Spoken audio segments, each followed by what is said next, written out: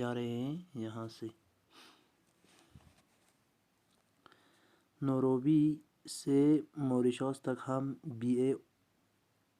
BOAC के विमान में उड़े। अब नैरोबी से कहाँ तक? मॉरिशस तक। वो लोग किस में? BOAC नाम के विमान में उड़े। ये विमान नैरोबी से 4 बजे शाम को उड़ा और 5 घंटे की निरंतर उड़ान के बाद जब वो मॉरिशस पहुंचा। अब ये बता रहे वो नैरोबी से कितने बजे? शाम के 4 बजे उड़ा था और लगातार 5 घंटे निरंतर उड़ान करने के बाद वो कहाँ पहुँचे? मॉरिशस पहुंचा।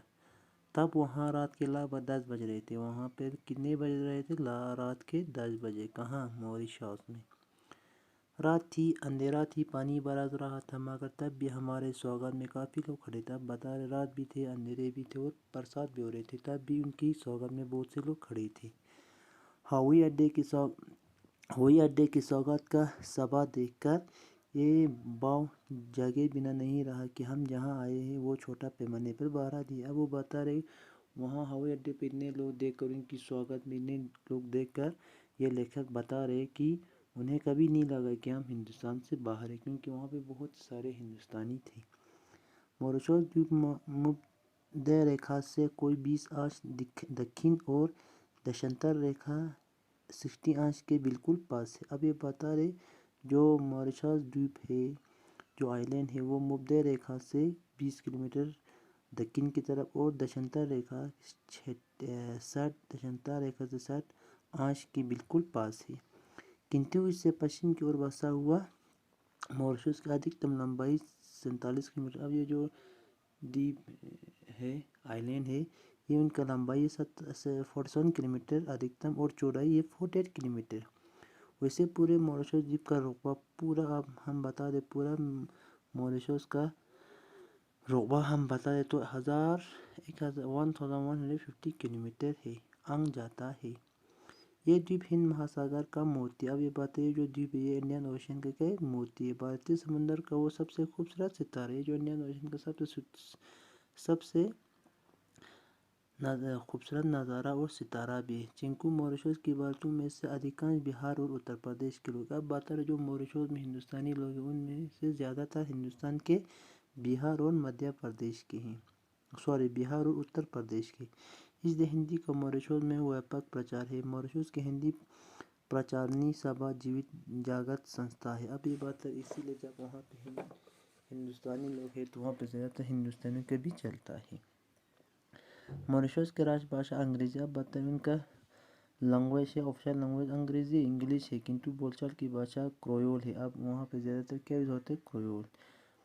क्रोयोल के बाद मॉरिशस की दूसरी जनभाषा भोजपुरी को ही माना पड़ेगा। अब बताइए क्रोयोल के बाद इनका जो दूसरी जनभाषा किसको मानना पड़ेगा? भोजपुरी को, क्योंकि वहाँ पे ज़्यादातर क्या है? इंडियन है। सभी भारतीय भोजपुरी बोलते हैं अथवा उससे समझ लेते हैं। अब बात है सभी हिंदुस्तानी भोजपुरी बोलते हैं, उसको समझ भी लेते हैं। यहाँ तक कि भारतीयों के पड़ोस में रहने वाले चीन भी भोजपुरी खूबी बोल लेते हैं। अब बात करें यहाँ तक कि चीन जो पड़ोस में वो भी ज़्यादातर क्या बोलते हैं? भोजपुरी बोल लेते और समझ भी लेते हैं। किंतु मॉरिशस की भोजपुरी शाहबाद या सारण की, अभी बता सारण की भोजपुरी नहीं है। अब बता रहे जो भोजपुरी वहाँ बोलते हैं वो सरल नहीं है, वो आसान नहीं है। उसमें फ्रांस कितना संज्ञापात घुसे हुए। अब बात उसमें फ्रांस भी घुसे हुए, जैसे कि हम अपनी बल्टी भाषा बोलते हैं, ज़्यादातर हम यूज़ करते हैं इंग्लिश का, उर्दू का, उसी तरह वहाँ का भी भोजपुरी में भी फ्रांस घुसे हुए। कि आपको बार बार शब्दों का अर्थ पूछने पड़ेंगे। अब ये बता आपको वहाँ का शब्दों का अर्थ पूछने पड़ेंगे, इतने भोजपुरी में फ्रांस मिले हुए। हिंदी और भोजपुरी मॉरिशस निवासी भारतीयों को एक सूत्र में बांधे। अब हिंदी और भोजपुरी मॉरिशस निवासी भारतीयों को एक सूत्र में बांधे, एक सूत्र इकट्ठा करके रखा वही। और मॉरिशस को भारत का साथ बांधने का काम भी हिंदी ही कर रही है। अब मॉरिशस का जो रिलेशन हिंदुस्तान के साथ जो कर रहे तो कौन कर रहे? हिंदी भाषा ही कर रहे। मॉरिशस में हिंदू संस्कृत का रक्षा का काम तुलसीदास जी की रामायण ने किया है। अब बताएं मॉरिशस में हिंदू संस्कृत की रक्षा का काम किसने किया? तुलसीदास जी ने रामायण ने किया है। मॉरिशस में ईख की खेती और उसके व्यवसाय को जो सफलता मिली वो भारतीय वंश के लोगों के कारण मिली। अब पता है जो मॉरिशस में ईख की क्या होती है, ईख जो हमने भी नहीं पढ़ते LKG UKG में, ई से ईख। ईख की खेती किसकी कारण हुए, भारतीयों के कारण हुए। सर्व मॉरिशस कृषि प्रधान द्वीप है। अब ये बात पूरा जो मॉरिशस है वो किस प्रधान है, द्वीप है, कृषि की, खेती बाड़ी की, क्योंकि चीनी वहाँ का प्रमुख अथवा एकमात्र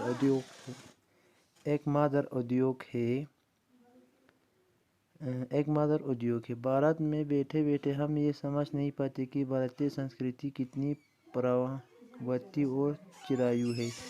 अब बता रहे वहीं देख भारत में बैठे बैठे हम ये समझ नहीं पाते कि भारत की संस्कृति कितनी प्रणावती है, ठीक,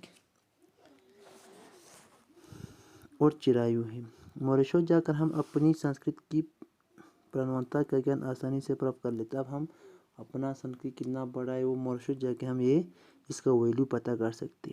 मालिकों की इच्छा तो यही थी कि अब जो यहाँ मॉरिशस के मालिक थे जो हिंदुस्तान को काम पे रखे थे, उनकी इच्छा ये थी कि भारतीय लोग भी क्रिश्चियन हो जाए, क्रिश्चियन हो जाए।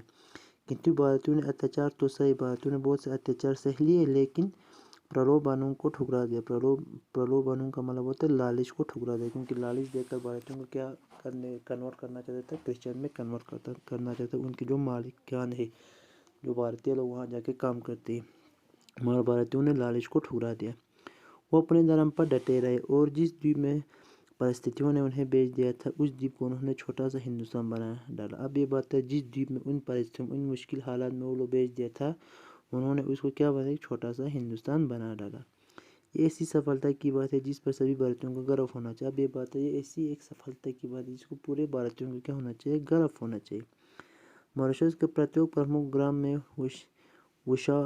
शिवालय होता है। मॉरिशस के प्रत्येक प्रमुख ग्राम में हिंदू तुलसीकृत रामायण का पाठ करते हैं। अब वहाँ बताया वहाँ पे किसका पाठ पढ़ा जाता है, रामायण का, अथवा ढोलक और झांझ पर उसका ज्ञान करते हैं। अब वो बता रहे रामायण का पाठ पढ़ा जाता है, ढोलक और झांझ उसका ज्ञान करते हैं। मॉरिशस के मंदिरों में शिवालयों को मैंने अत्यंत स्वच्छ और सुरमय पाया। अब बता रहा वहाँ पे रामायण के क्या है, शिवालयों को सही तरीके से पाया। सुरमय मतलब होते मनोहर, ठीक। कितना अच्छा हो यदि हम भारत में अपने मंदिरों का तीर्थ स्थलों को उतना ही स्वच्छ और सौंदर्य बनाए। अब ये पता है हम भी कितने अच्छे होंगे। अब हम भी भारत के जो मंदिर हैं उनको भी स्वच्छ, अच्छी तरह स्वच्छ बनाए, साफ सुथरा करके रखिए। जितना स्वच्छ वो मॉरिशस में दिखाई देते, जिस तरह मॉरिशस में वो स्वच्छ दिखाई देते, सुंदर दिखाई देते, वहाँ का परी तालाब भी हिंदुओं का एकांतिक भक्ति का कारण पुण्यदान हो उठा है। अब वो बताए हिंदुओं की तरफ वहाँ का एक तालाब भी पुण्यदान हो उठा है। पूरी तालाब केवल तीर्थ ही नहीं, दर्शक से भी पिकनिक का स्थान है। अब वो बात है सिर्फ वहाँ पूजा करने के लिए नहीं, वो तालाब वहाँ पिकनिक के लिए भी लोग जाते हैं, या उन पिकनिक का एक जगह है। शिवरात्रि के समय सारे मॉरिशस के हिंदू श्वेत वस्त्र धारण करके कंधों पर कवारा लिए जुलूस बांधकर परी तालाब पर आते हैं। बात है जो शिवरात्रि उस दिन का जो फेस्टिवल होते हैं हिंदुओं का, उस दिन भी वहाँ पे क्या होता है, मेला लगते हैं। कहाँ पे, परी तालाब पर।